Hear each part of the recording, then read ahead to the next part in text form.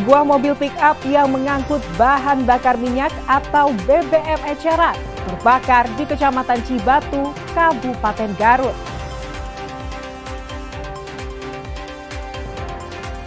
Tim SAR gabungan menemukan satu dari dua tenggelam di Pantai Sunset, Kecamatan Cisolok, Kabupaten Sukabumi.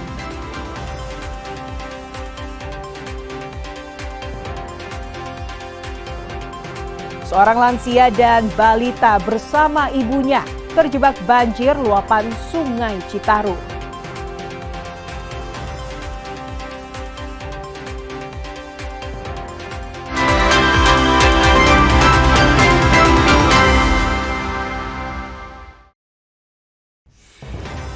Selamat pagi saudara, selain ketiga informasi utama tadi, kami masih memiliki informasi menarik lainnya. Saya Fida Alatas akan menemani Anda dengan berita independen, terpercaya. Kita simak Kompas Pagi selengkapnya.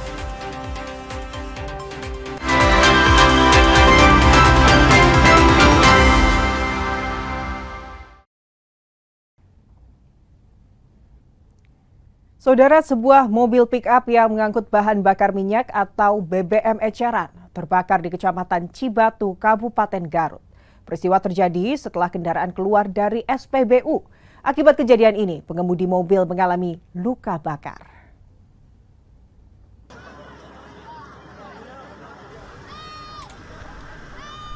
Inilah video amatir terkait kebakaran satu unit mobil pickup jenis Suzuki Carry yang terjadi di Jalan Raya Wanakerta, Desa Wanakerta, Kecamatan Cibatu, Kabupaten Garut.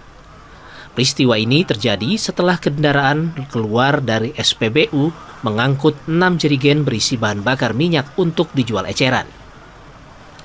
Api baru berhasil dipadamkan sekitar pukul 17.45 oleh 2 unit mobil pemadam kebakaran di wilayah Limbangan, dibantu anggota Polsek Cibatu, Koramil Cibatu, serta warga setempat. Menurut Kapolsek Cibatu, AKP Amiruddin, kebakaran diduga dipicu akibat percikan api dari bagian aki atau acu kendaraan yang kemudian menyambar muatan BBM sehingga api cepat membesar dan menghanguskan mobil beserta isinya. Benar, setelah mendapat laporan dari warga masyarakat tentang terjadinya kebakaran satu unit kendaraan, kami langsung mendatangi TKP dan ternyata ada satu buah mobil carry yang terbakar dengan mengangkut 6 jerigen BBM. Kami langsung menghubungi pemadam kebakaran dan bekerja sama dengan TNI dan warga masyarakat untuk berupaya bersama-sama memadamkan kebakaran. Akibat kejadian ini, pemilik kendaraan bernama Dedi Hermana mengalami luka bakar pada bagian telapak tangan kanan dan langsung dievakuasi ke Puskesmas Cibatu. Ridwan Mustafa, Kompas TV, Garut, Jawa Barat. Saudara, tim SAR gabungan menemukan satu dari dua korban tenggelam di Pantai Sunset, Kecamatan Cisolok, Kabupaten Sukabumi.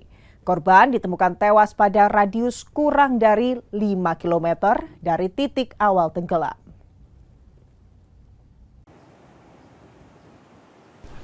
Korban diketahui bernama Alvin, 28 tahun, warga Kecamatan Sukaraja, Kabupaten Bogor, Jawa Barat. Ditemukan tim SAR gabungan pada Minggu malam di sekitar pesisir pantai Karangpakpak, Kabupaten Sukabumi. Jenazah korban kemudian dievakuasi ke RSUD Pelabuhan Ratu untuk diserahkan kepada pihak keluarga. Sebelumnya, 2 korban dinyatakan hilang terbawa ombak di Pantai Sunset, Kecamatan Cisolok, Kabupaten Sukabumi.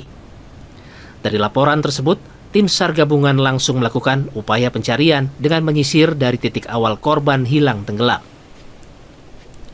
Korban atas nama Alvin ditemukan dalam kondisi meninggal dunia di pinggir pantai Karangpapak, tepatnya di belakang Polsek Cisolok, dengan jarak sekitar 500 meter dari lokasi kejadian. Tim SAR gabungan berhasil menemukan korban atas nama Alvin, usia 28 tahun, warga Kecamatan Sukaraja, Kabupaten Bogor. Korban kita temukan sudah berada di pinggir pantai, tepatnya di belakang kantor Polsek Cisolok. Untuk jarak kurang lebih 500 meter dari lokasi kejadian. Rencananya tim SAR gabungan akan melakukan pencarian kembali terhadap satu orang korban lainnya beratas nama Angga 28 tahun. Pencarian dilakukan dengan metode penyisiran laut menggunakan perahu karet sejauh kurang lebih 2 kilo dari lokasi kejadian, serta penyisiran sepanjang garis pantai sejauh kurang lebih 2 km dari titik awal korban dilaporkan terseret arus. Andris Mukhtar, Kompas TV, Sukabumi, Jawa Barat.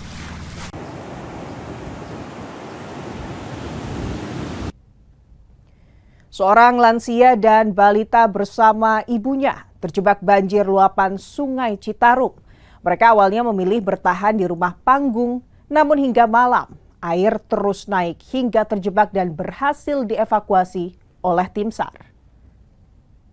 Dua lansia yang terjebak di rumah panggung. Seorang balita bersama ibunya serta seorang lansia berhasil dievakuasi oleh tim SAR gabungan dari lokasi banjir di Dusun Kampek, Desa Karangligar, Kecamatan Teluk Jambe Barat, Karawang. Proses evakuasi cukup dramatis yang dilakukan oleh tim SAR gabungan dari Brimob Polda Jabar, BPBD, dan Polair. Korban banjir yang merupakan lansia harus digendong keluar dari rumahnya karena sulit untuk berjalan. Awalnya lansia tersebut bersama keluarganya menolak untuk dievakuasi karena menganggap banjir akan surut dan memilih bertahan di rumah panggung. Tadinya mereka memilih bertahan, namun pas pukul 19 mereka minta dievakuasi dan alhamdulillah sudah kita evakuasi.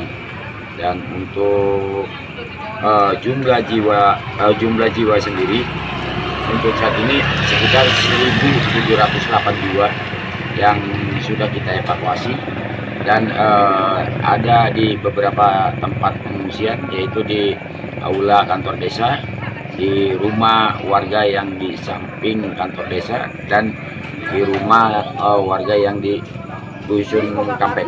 Dua lansia yang terjebak di rumah panggung. Saat ini, banjir yang merendam Desa Karangligar telah merendam lebih dari 400 rumah warga dan lebih dari 1.000 jiwa terdampak dan harus mengungsi ke tempat aman. Adi Wahadi, Kompas TV, Karawang, Jawa Barat.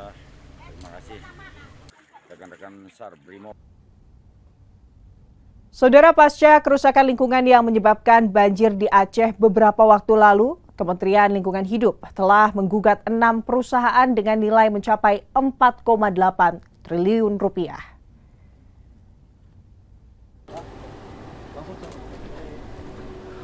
Pemerintah mempercepat penegakan hukum terkait banjir dan kerusakan lingkungan di wilayah Sumatera, khususnya Aceh.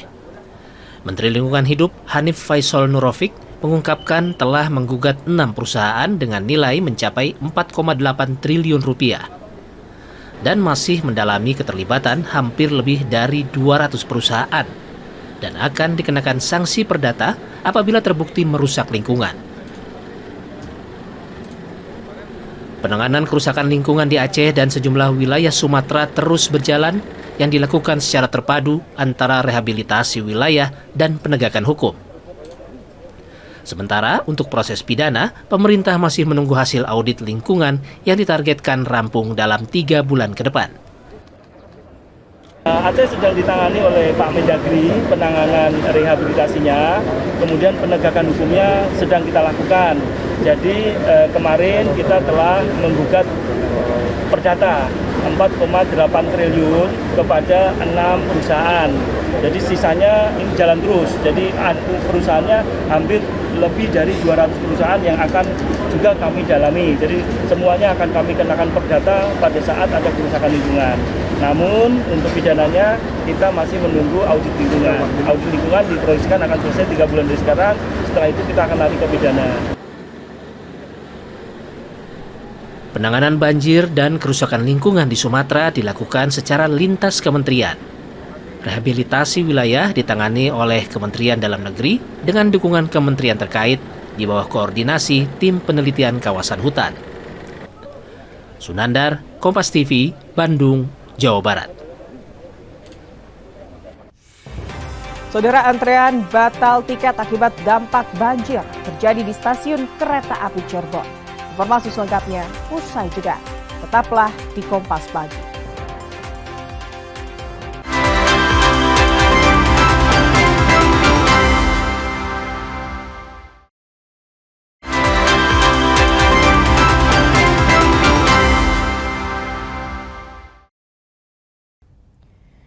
Saudara, antrean batal tiket terjadi di stasiun kereta api Cirebon Minggu malam. Sejumlah penumpang memadati ruang pembatalan tiket kereta api seiring banjir yang belum juga surut dan masih merendam sejumlah lintasan rel.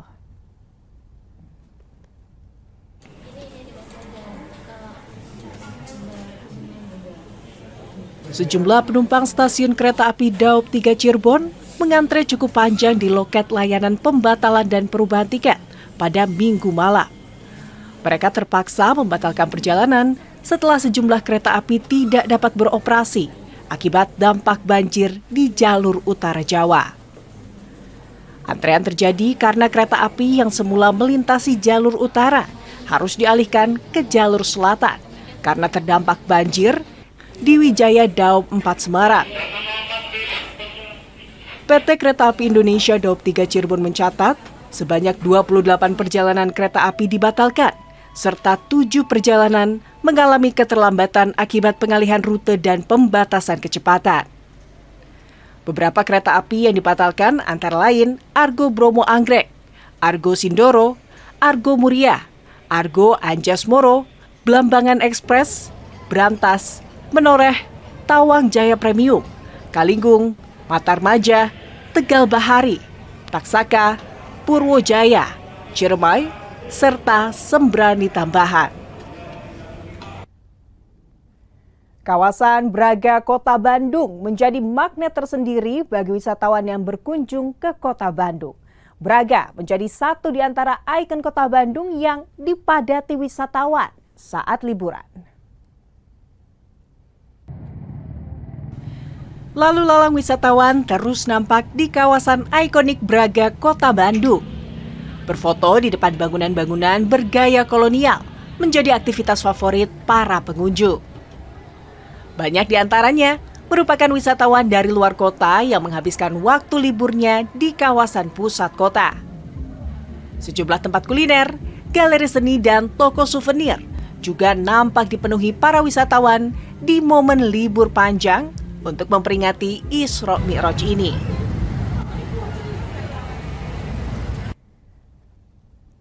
Berfoto dengan latar gedung bergaya Art Deco, serta aktivitas berfoto dengan cosplayer, superhero, dan hantu-hantuan menjadi aktivitas yang banyak dilakukan wisatawan di kawasan Braga. Dan berikut saudara, laporan jurnalis Kompas TV Mita Handayani dan juru kamera Reza Pratama dari kawasan Braga, Kota Bandung.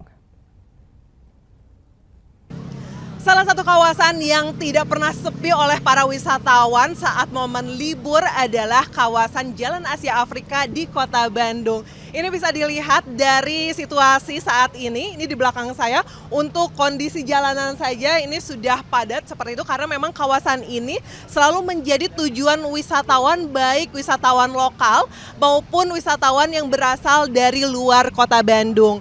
Di kiri saya ini bisa dilihat ada banyak cosplayer, ini superhero, lalu ada kartun juga, ada Pororo, dan di sini ini bisa berfoto dengan para cosplayer seperti itu. Di sini juga banyak bangunan bergaya Art Deco, di mana untuk yang sering banyak dijadikan foto adalah Museum Konferensi Asia Afrika yang sudah dibangun pada tahun 1926. Nah, untuk mengetahui bagaimana sih keseruan pada momen libur panjang kali ini, kita akan coba berbincang dengan warga yang ada di sini. Halo, namanya siapa, Mbak? Nadia. Iya. Naya. Vera. Nah, ini dari mana aja nih? Aku dari Cianjur. Cianjur juga. Kalau aku dari Tangerang. Oke. Ini kenapa nih liburan dari Cianjur dan Tangerang ke Jalan Asia Afrika? Karena Bandung itu seru sih, apalagi di sini rame banget. Terus emang seneng aja sih ke sini. Kenapa nih spesifik ke Jalan Asia Afrika? Karena mau ketemu ini. Kenapa ketemu aku? banyak hantu-hantunya juga ya. Seru banget sih, seru banget, rame. Terima, kan ada ini sih lucu. Udah foto sama siapa aja nih sama hantu-hantu di sini? Belum. Baru sama ini aja. Seru banget sih. Oke, ini teteh-teteh dari Cianjur dan Tangerang ini mau sampai kapan di Bandung? Sampai 3 harian sih kurang lebih. Sampai hari Minggu. Iya betul. Di Bandung udah nyobain apa aja? Baru kulinernya sih, ya tadi banyak. Enak-enak banget sih di Bandung, harus nyobain. Harus ke Cibadak juga, ke Jalan Cibadak juga. Yang viralnya. Iya, viral terus ada cuanki yang enak banget juga. Jadi pulangnya mau kapan ini? Minggu. Dia mau nunggu aku lahir nanti malam katanya ya. Akan nunggu sampai lahiran ya. Oke, terima kasih teteh-teteh. Masuk TV dong. Oke. Nah, itu tadi perbincangan saya dengan masyarakat yang datang ke Kota Bandung, khususnya di Jalan Asia Afrika ini, ingin berfoto dengan cosplayer yang ada di sini, khususnya hantu-hantuan seperti itu. Oke, Mita Handayani, Reza Pratama, Kompas TV, Bandung, Jawa Barat. Saudara, Polres Sukabumi Kota memperkuat sinergi dengan masyarakat dalam menjaga keamanan dan ketertiban melalui deklarasi bersama komunitas ojek online Kamtibmas. Kegiatan dilaksanakan di kantor Satpam Simsatlantas Polres Sukabumi Kota bersama perwakilan ojek online sekota Sukabumi.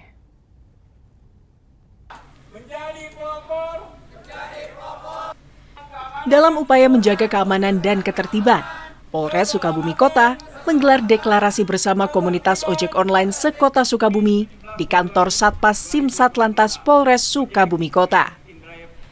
Deklarasi ini menjadi wujud nyata komitmen Polres Sukabumi Kota dalam melibatkan seluruh elemen masyarakat, termasuk komunitas ojek online.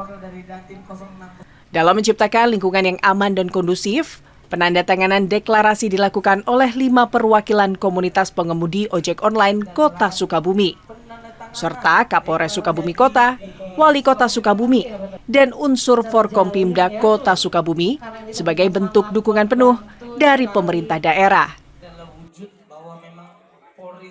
Pesannya ya ikuti aturan lalu lintas dan ikuti peraturan-peraturan yang kita buat sendiri oleh kita, baik Perda, Perwal maupun undang-undang dan peraturan. Apapun boleh diperbuat di Kota Sukabumi, tapi ikuti Perda, Perwal dan undang-undang.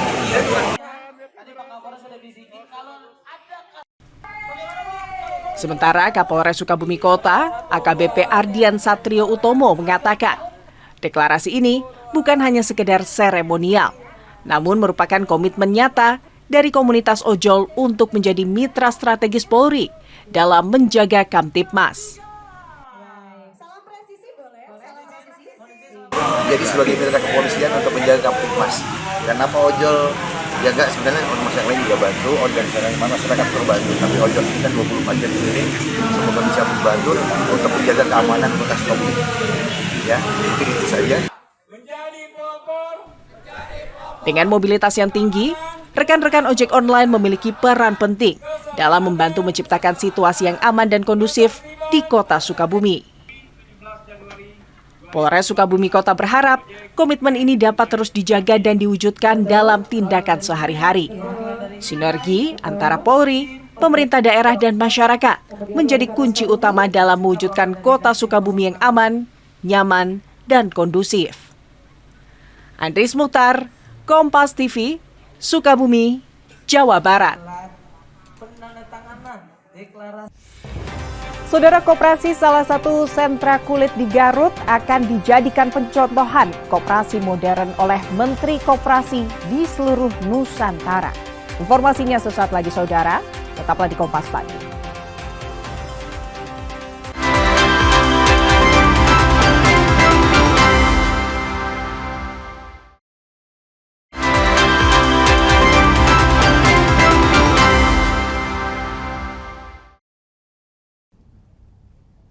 Menteri Koperasi Indonesia, Ferry Juliantono, mengklaim koperasi yang dikelola salah satu sentra kulit di Garut sebagai salah satu percontohan koperasi modern. Ferry akan mengadopsi koperasi modern ini di seluruh Nusantara.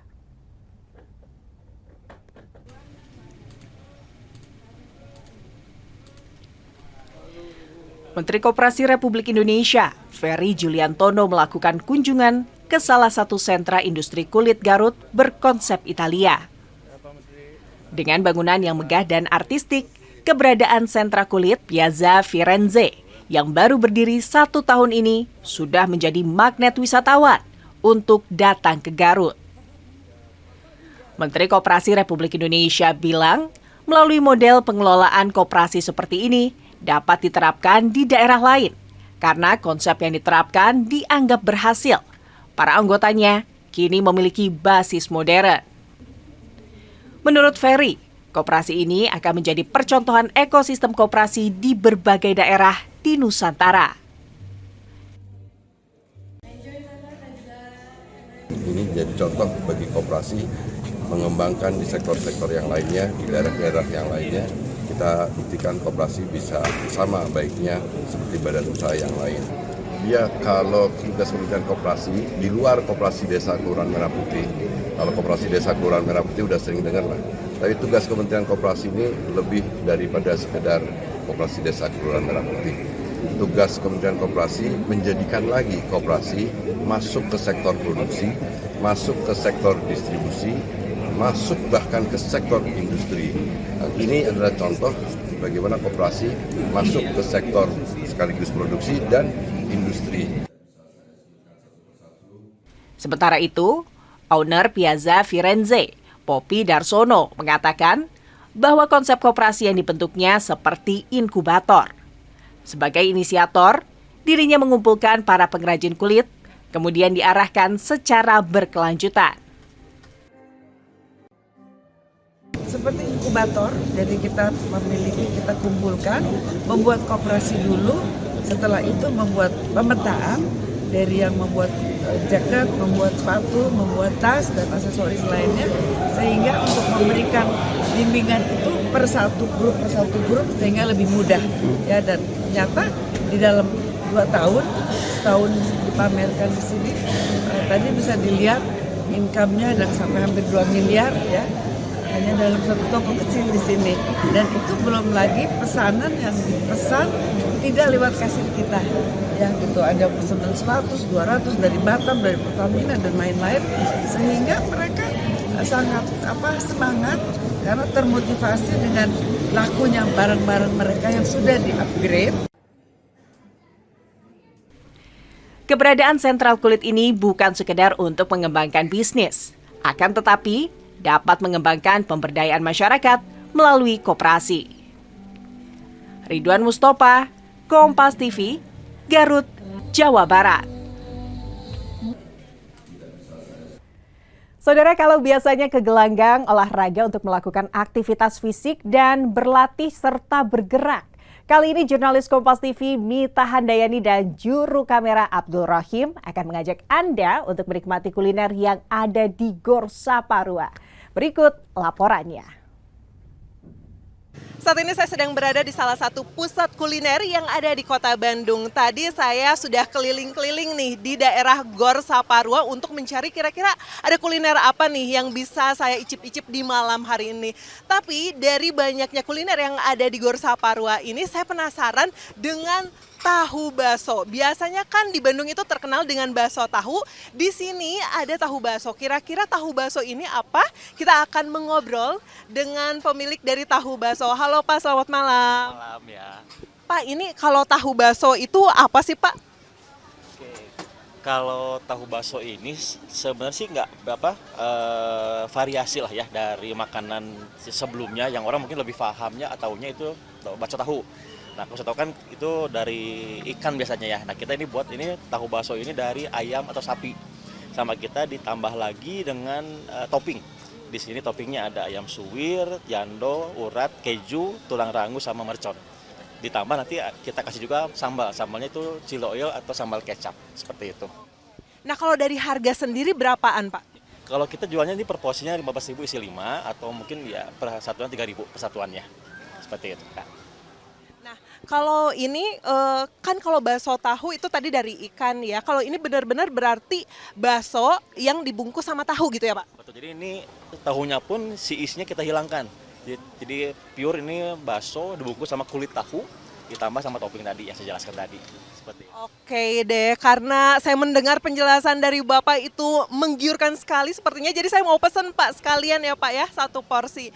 Nah itu tadi pemirsa, jadi memang ini untuk tahu bakso berbeda dengan bakso tahu. Kalau bakso tahu itu dari ikan yang bumbunya adalah bumbu kacang. Tapi kalau misalnya tahu bakso ini adalah bakso yang dibungkus pakai kulit tahu seperti itu. Karena memang isian dari tahunya sendiri itu sudah dihilangkan. Nah ini sedang dibungkus pesanan saya. Duh saya penasaran nih kira-kira akan suka nggak ya? Tapi dari tampilannya ini sangat menggiurkan. Ini toppingannya tuh banyak. Ada keju, lalu ada jamur, jando, dan ini lalu ada yang pedas-pedasnya. Nah, kalau rekomendasi Bapak ini sausnya apa nih? Kalau kebanyakan sih dia rata-rata pakainya ini chili oil kebanyakannya.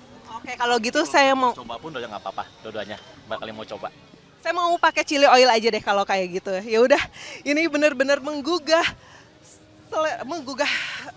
selera saya. Kira-kira ini sudah sangat, air liur saya sudah sangat.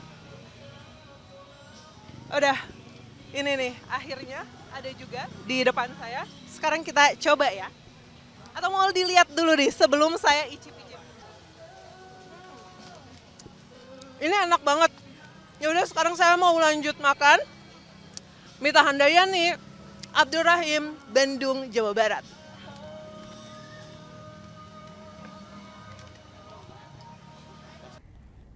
Saudara, belakangan ini makanan rebusan tengah menjadi tren di kalangan masyarakat Kota Bandung.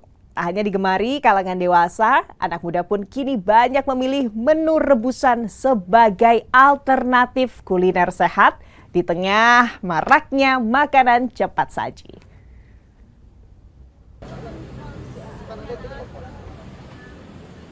Sejumlah pembeli terlihat antusias membeli jajanan di lapangan Saparua, Kota Bandung.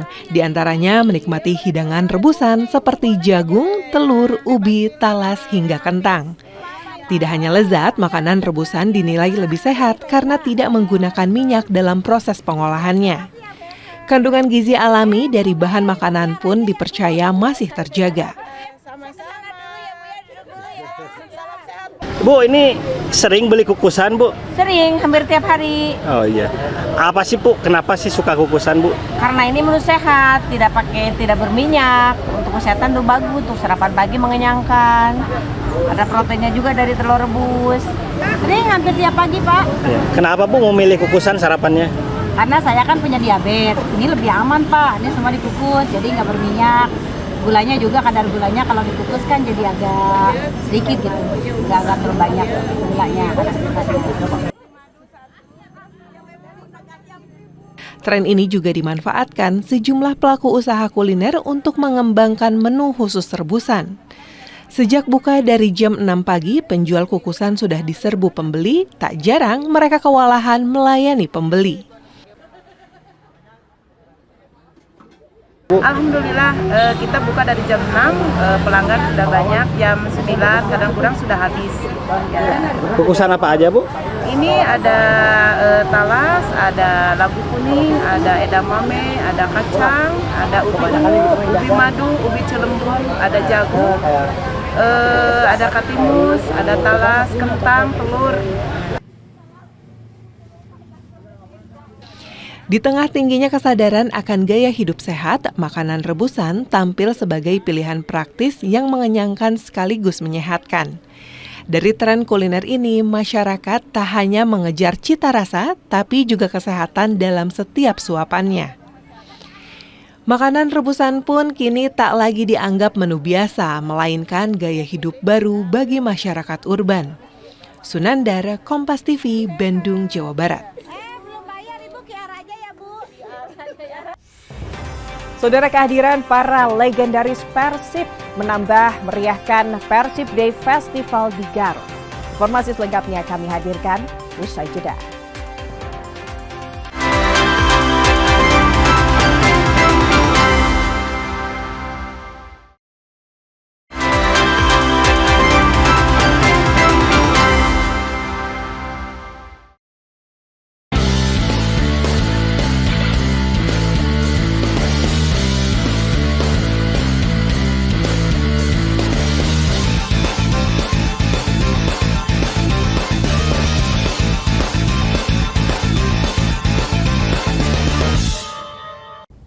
Saudara, masyarakat Garut bersama para bobotoh Persib antusias menyaksikan gelaran Persib Day Festival. Kehadiran para legendaris Persib menambah semarak para bobotoh. Acara bertema Export of Taste ini digelar di lapangan Cakrawati, Malangbong, Garut. Ini menjadi ruang temu inklusif yang mempertemukan bobotoh lintas generasi bersama pemain muda, legenda Persib serta keluarga besar Persib Bandung. Persib Day Festival menghadirkan para talenta muda binaan klub yang tampil berdampingan dengan para legenda Persib yang pernah mengharumkan nama Maung Bandung dan menjadikannya juara. Persib Day Festival ini karena kami ingin mengenalkan ekosistem Persib secara keseluruhan.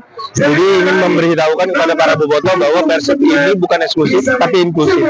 Kami ada di mana-mana, nggak cuma di Bandung aja, tapi lalu ke semua daerah di Jawa Barat gitu. Nah, artiannya adalah kami ingin para bobotoh itu juga mengenal nggak cuma dari sisi pemain yang bermain di lapangan aja, tapi juga dari legendnya, dari Persib Store-nya.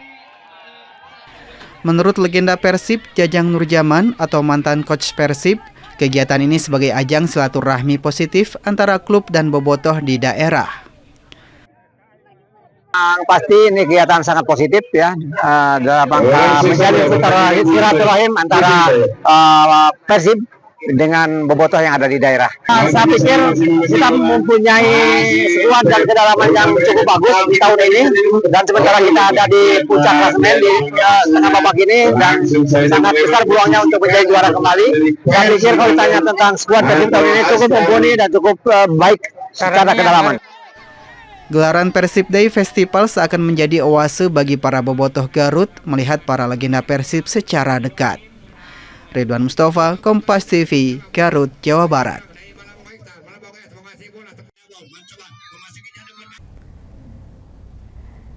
Hasil undian Asian Championship 2026 menempatkan Indonesia di grup A bersama juara bertahan Vietnam.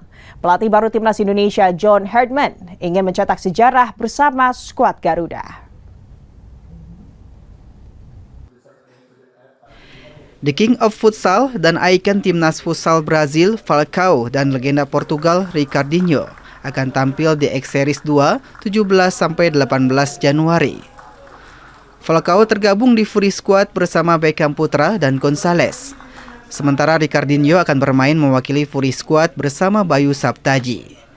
Tak hanya Falcao dan Ricardinho, hadir pula ex-pemain timnas futsal Spanyol Carlos Ortiz yang bergabung dengan tim Gripper Reaper. Sementara Lynx Hunter akan diperkuat Supawut dan Jetsada, dua ikon Thailand. Pada event ini, Ricardinho membawa misi juara di match bracket dengan target menaklukkan Falcao dan kolega tim Fury Squad. People is very humble, they show the love, and when they have idols, they follow for all places. So this is what I feel in Indonesia. I do my best. I try to show how the futsal is in Europe, and I'm very happy to be here again. Nothing special, always the same thing, but in the best moment, because I think we already know what we do.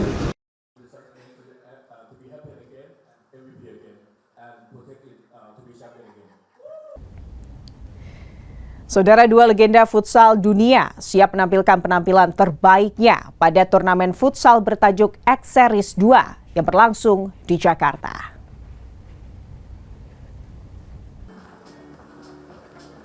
ASEAN Championship 2026 telah menyelesaikan proses pengundian grup di Jakarta.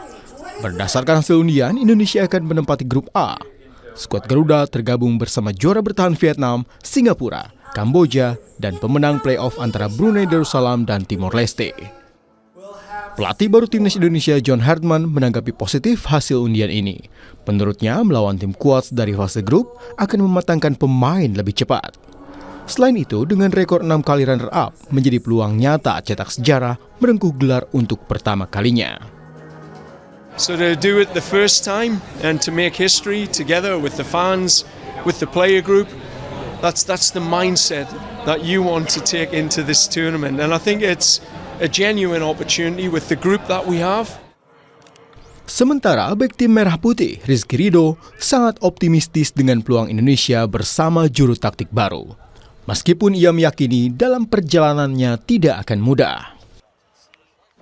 Iya, tentunya saya tadi udah sempat bilang juga ini bukan grup yang mudah. Tentunya kita akan berusaha lebih keras lagi untuk mewujudkan apa yang kita sudah harapkan dan masyarakat Indonesia nanti-nantikan, karena cuma 6 kali aja kita menjadi runner up kan. Ya, insya Allah lah semua kita bisa mendapatkan trofi itu dengan pelatih yang baru. Sejak pertama kali digelar pada 1996, Timnas Indonesia belum pernah meraih gelar juara Piala AFF. Prestasi terbaik Indonesia menjadi runner-up sebanyak 6 kali pada tahun 2000, 2002, 2004, 2010, 2016, dan 2020.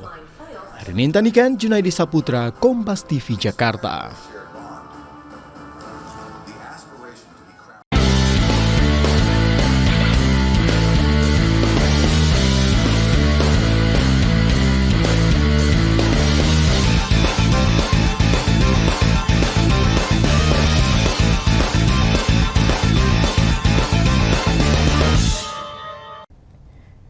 Sebuah mobil pick-up yang mengangkut bahan bakar minyak atau BBM eceran terbakar di Kecamatan Cibatu, Kabupaten Garut.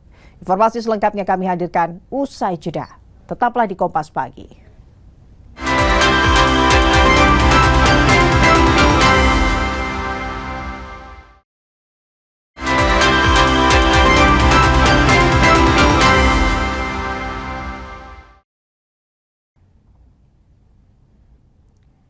Saudara, sebuah mobil pick-up yang mengangkut bahan bakar minyak atau BBM eceran terbakar di Kecamatan Cibatu, Kabupaten Garut.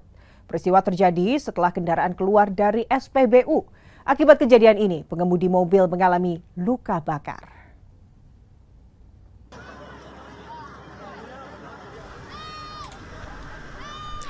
Inilah video amatir terkait kebakaran satu unit mobil pickup jenis Suzuki Carry yang terjadi di Jalan Raya Wanakerta, Desa Wanakerta, Kecamatan Cibatu, Kabupaten Garut.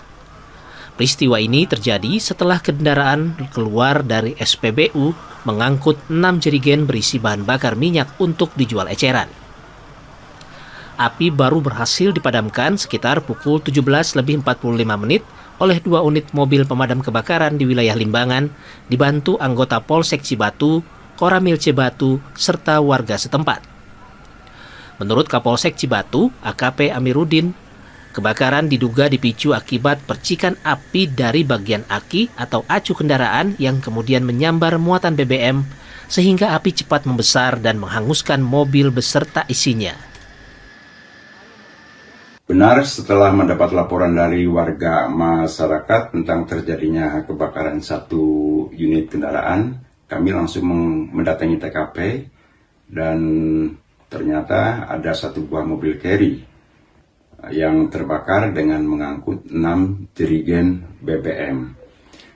Kami langsung menghubungi pemadam kebakaran dan bekerja sama dengan TNI dan warga masyarakat untuk berupaya bersama-sama memadamkan kebakaran. Akibat kejadian ini, pemilik kendaraan bernama Dedi Hermana mengalami luka bakar pada bagian telapak tangan kanan dan langsung dievakuasi ke Puskesmas Cibatu. Ridwan Mustafa, Kompas TV, Garut, Jawa Barat. Saudara, tim SAR gabungan menemukan 1 dari 2 korban tenggelam di pantai Sunset, Kecamatan Cisolok, Kabupaten Sukabumi. Korban ditemukan tewas pada radius kurang dari 5 km dari titik awal tenggelam.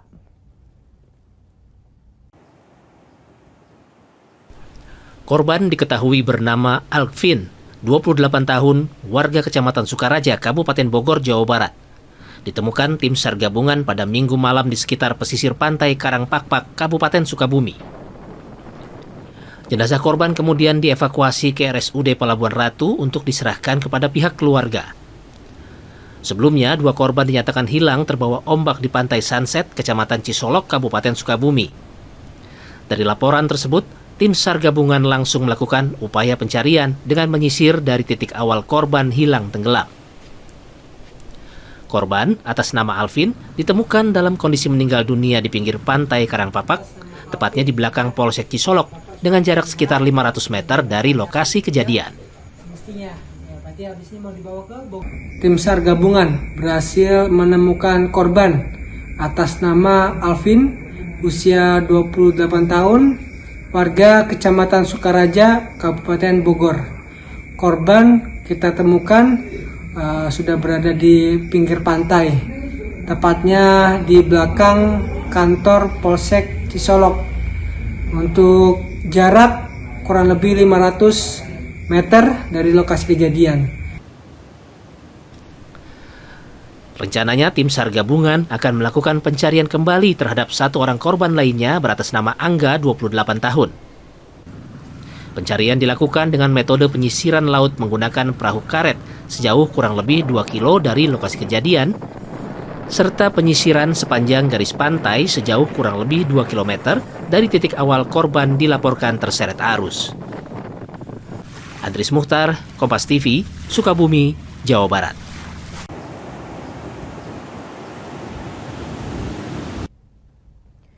Seorang lansia dan balita bersama ibunya terjebak banjir luapan Sungai Citarum. Mereka awalnya memilih bertahan di rumah panggung, namun hingga malam air terus naik hingga terjebak dan berhasil dievakuasi oleh tim SAR. Dua lansia yang terjebak di rumah panggung. Seorang balita bersama ibunya serta seorang lansia berhasil dievakuasi oleh tim SAR gabungan dari lokasi banjir di Dusun Kampek, Desa Karangligar, Kecamatan Teluk Jambe Barat, Karawang. Proses evakuasi cukup dramatis yang dilakukan oleh tim SAR gabungan dari Brimob Polda Jabar, BPBD, dan Polair. Korban banjir yang merupakan lansia harus digendong keluar dari rumahnya karena sulit untuk berjalan. Awalnya lansia tersebut bersama keluarganya menolak untuk dievakuasi karena menganggap banjir akan surut dan memilih bertahan di rumah panggung. Tadinya mereka memilih bertahan, namun pas pukul 19 mereka minta dievakuasi dan alhamdulillah sudah kita evakuasi. Dan untuk jumlah jiwa sendiri untuk saat ini sekitar 1.782 yang sudah kita evakuasi dan ada di beberapa tempat pengungsian, yaitu di aula kantor desa, di rumah warga yang di samping kantor desa, dan di rumah warga yang di Dusun Kampek. Dua lansia yang terjebak di rumah panggung. Saat ini, banjir yang merendam Desa Karangligar telah merendam lebih dari 400 rumah warga dan lebih dari 1.000 jiwa terdampak dan harus mengungsi ke tempat aman. Adi Wahadi, Kompas TV, Karawang, Jawa Barat.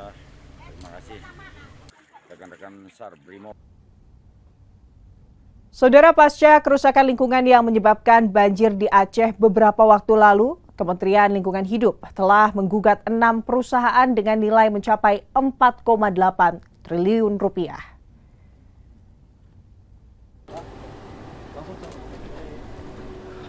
Pemerintah mempercepat penegakan hukum terkait banjir dan kerusakan lingkungan di wilayah Sumatera, khususnya Aceh.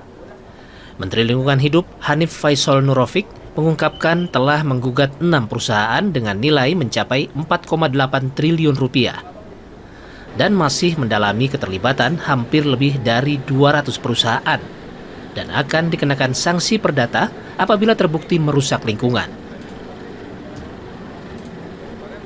Penanganan kerusakan lingkungan di Aceh dan sejumlah wilayah Sumatera terus berjalan yang dilakukan secara terpadu antara rehabilitasi wilayah dan penegakan hukum.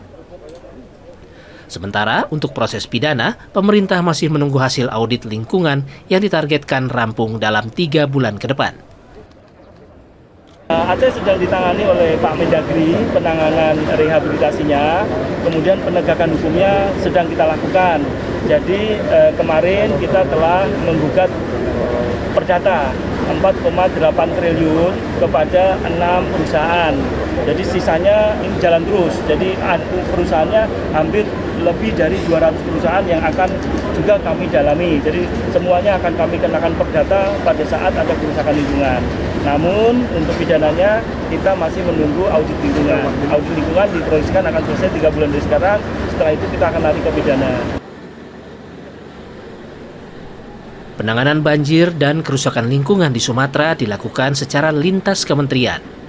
Rehabilitasi wilayah ditangani oleh Kementerian Dalam Negeri dengan dukungan kementerian terkait di bawah koordinasi Tim Penelitian Kawasan Hutan.